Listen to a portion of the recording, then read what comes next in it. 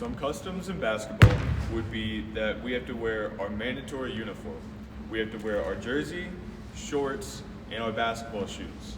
You can also wear accessories if you want. I personally prefer compression pants, an undershirt, and then my lovely headband where I also put my hair up. According to sportslingo.com, with the sport being over 100 years old and the popularity growing internationally, the list of basketball terms to describe the game continue to grow. On that website, I counted over 100 different basketball terms. Some people don't realize there's also a language barrier overseas. Two countries that speak different languages could be facing each other. They could say exactly what they're going to do, and the other team has no clue what's going to happen, just because they don't understand what's being said. According to Basketball Mentality, basketball culture is more than just a game. It transcends life, drawn on a court. It impacts various aspects of our lives, from fashion and music to television, movies, and literature. Also, according to Basketball Mentality, the most famous basketball players include Michael Jordan, LeBron James, and Kobe Bryant. Some pregame rituals would be, I get here about 2 hours early, I stretch, get some blood pumping, and then I'll do some ball handling, and then get some form shots up. That way I get a good feel for the ball. And then once the team gets here, we're split up into individual work. We do guards and post, and guards just do more ball handling, and post just work. The bigs just work on their post game. And then once the whole team gets together, we'll get a good sweat in, and then we'll go to the locker room. The coach will give us the game plan, we'll execute the game plan, and get the win.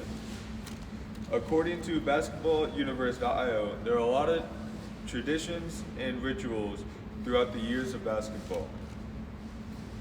Some traditions would be if a team wins a championship or some type of tournament, they'll cut down a net, and each person that's a coach, player, and manager will each get a piece of the net.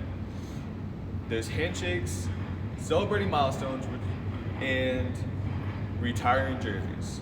My basketball background is I played basketball. My first ever memory is playing basketball with my uncle in my grandparents' driveway when I was about 4 years old. He's 4 years older than me, and I always wanted to beat him. I always wanted to 1v1 him, but I never won. He always beat me just because of the size advantage. And I've played organized basketball since I was in 4th grade, and I've always been the tallest on the team up until my freshman and sophomore year of high school, where two guys were 6'5". And then my junior and senior year, I was the tallest on the team. I now stand about 6'2.5" barefoot. I'm listed to 6'3". If I get a dating app, it'll say 6'4". Even though I've played other sports in my life, basketball is my first and only true love so far. My favorite team is the Indiana Pacers, and my favorite player is Kobe Bryant. How I ended up at ICC is a great story. I took a half gap year after I graduated in 2021, and then I attended a flight school throughout all of 2022. And then at the end of 2022, with that flight school, I was close to getting my private pilot's license, but I decided to quit because I wasn't feeling fulfilled. And then about 3 to 6 months later, I was doing nothing, and I asked some guys who play professional basketball or collegiate basketball and asked them if they think I could ever play it. And they said yes, 100%. One guy told me exactly what to do. I listened to him for about an hour, and I did exactly that. I emailed 78 colleges, 173 emails. I spent about 2 months sending all those emails, and I emailed every single coach I could find. And some school, I didn't get a response from most of them. Only about 5 responded, and 2 said I could come to an open gym and try out. ICC was one of them. I drove 3 hours here, and 3 hours back just to try out for the team. And after the second time I came, one of the assistant coaches asked if I wanted to play. I said yes. And now I'm presenting to y'all. And I've learned a lot of life lessons. I was fat at one point. I was about 260, the highest I ever saw on a scale. Now I stand about 190 to 195,